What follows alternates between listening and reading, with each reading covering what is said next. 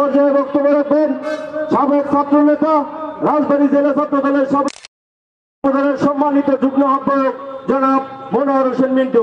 জনাব মনোহর হোসেন মিন্টু।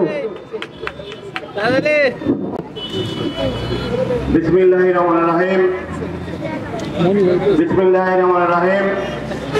রাজবাড়ী পৌর যুবদল কর্তৃক আয়োজিত 7 নং ওয়ার্ড যুবদলের কর্মী সমাবেশে উপস্থিত রাজবাড়ী জেলা বিএনপির বিপ্লবী যুগ্ম আহ্বায়ক গাজী আহসান আহমেদ, আকমল হোসেন ভাই, উপস্থিত রয়েছেন রাজবাড়ী জেলা যুবদলের সাবেক সহসভাপতি মনিরুজ্জামান মনি ভাই সহ বাংলাদেশ জাতীয়তাবাদী যুবদলের বিভিন্ন স্তরের নেতৃবৃন্দ, সামনে উপস্থিত 7 নং ওয়ার্ড যুবদল, ছাত্রদল এবং বিএনপি নেতৃবৃন্দ, সংগ্রামী সাথী ও বন্ধুগণ, দীর্ঘ 17টি বছর একটি আন্দোলনের মধ্যে ভিত্তির উপর দাঁড়িয়ে এদেশের ছাত্র জনতা যখন ওই জুলাই মাসে আন্দোলনের ডাক দিয়েছিল, তখন আমরা দেখতে পেয়েছিলাম জুলাইয়ের 6 তারিখে রংপুরে সর্বপ্রথম আবু সাঈদ শহীদ হয়েছিল।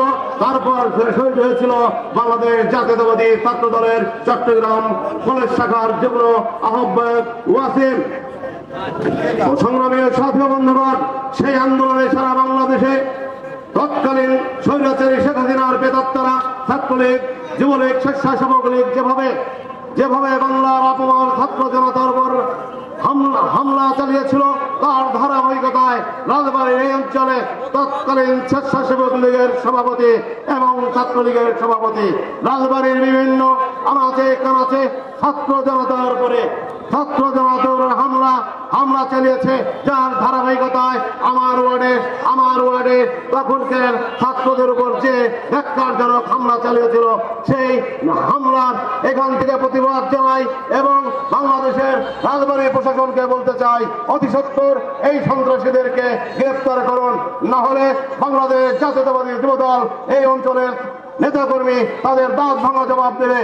সংগ্রামী সাথী বন্ধুগণ, আগামী দিনের যুবদল হবে সুশৃঙ্খল যুবদল। তারেক রহমানের নির্দেশ শৃঙ্খলা বজায় রাখে যুবদল করতে হবে। সংগ্রামী সাথী বন্ধুগণ, আগামী রাজপথে আমাদের জাতীয়তাবাদী যুবদল যে কোনো নির্দেশনা পালন করতে বদ্ধপরিকর থাকবে, এই আশাবাদ ব্যক্ত করে আমি আমার বক্তব্য শেষ করছি।